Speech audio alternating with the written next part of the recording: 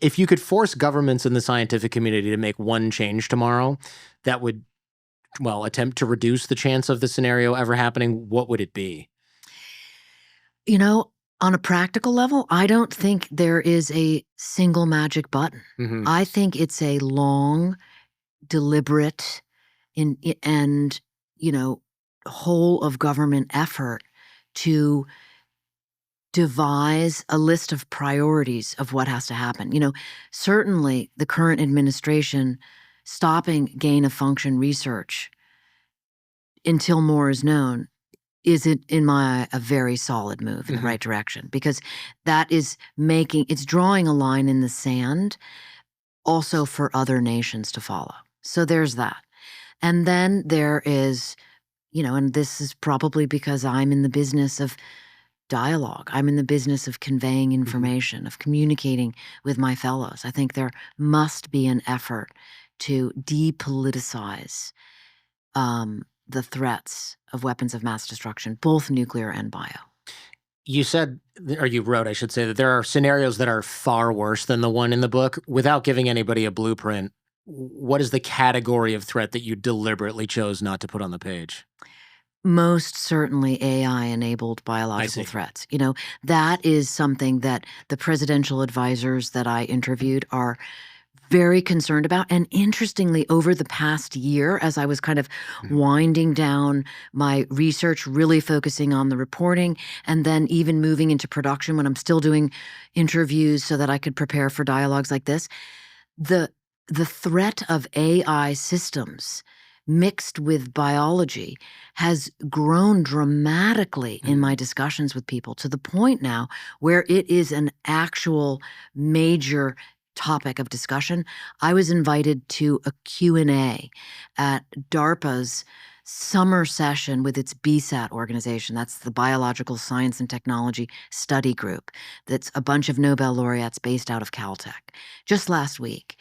And I was participating in, obviously, an unclassified component of their work, but on the table and heavily discussed with a very serious sort of fear factor built in, and I do not say that lightly, was the threat of biology and computational systems with the human in the loop losing control of the ability to control the AIs as far as bio is concerned.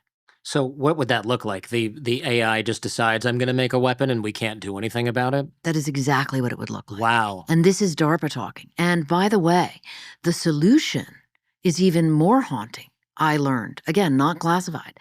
And the solution, the hurdle is that the 6 individual CEOs who are running the world's AI companies have to the Defense Department's eye, be persuaded to agree to, actual quote, pull the plug on bio plus AI.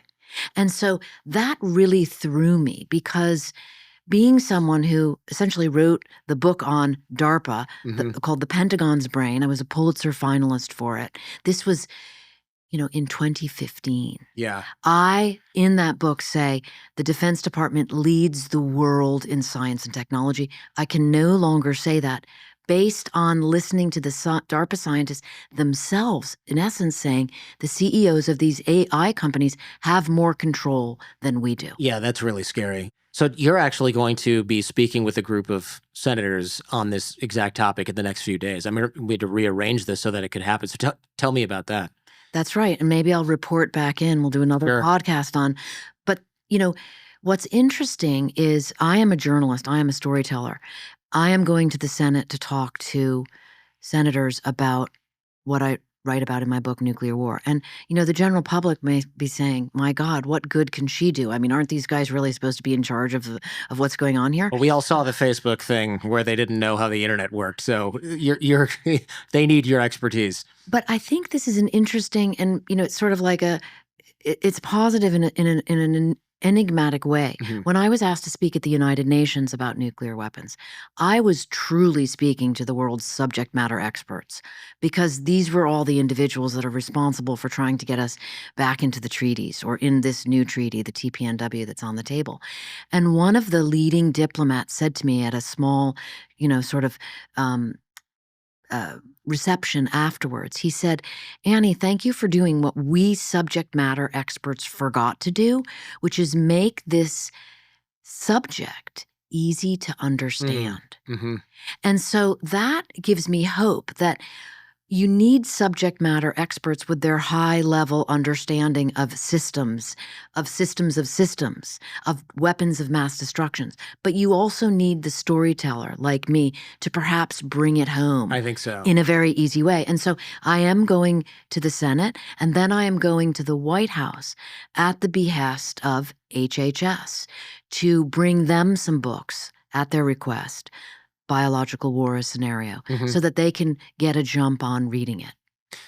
Hopefully they do. And hopefully they lose enough sleep over it, like I did, but actually are able to do something about it. That would make me rest a little bit easier.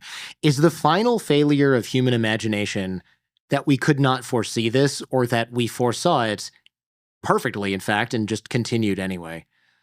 I think the latter. I Mhm. think the latter, because I think, having lived through COVID, we all now know that a pandemic actually can just happen. It seemed to have come out of the blue, but that no longer should be the ostrich head in the sand approach, because we know better. Annie Jacobsen, thank you very much. Well, again, people even just listening to this are going to have a little bit of trouble falling asleep tonight. I do recommend the book. I think it's a good read. And I jokingly say that it'll make you nervous. I think it's a good read. It's can I say entertaining? It's not quite that. It's an informative and fun read. It will make you a little nervous, but I don't think that that's necessarily a bad thing. I think people should be thinking about this, even if you, quote unquote, can't do anything about it. I think it's good to have this even in the back burner of your brain, because, well, it's a hell of a lot more likely than nuclear winter. The point is pressure, not panic. That's right. Thank you. Thank you.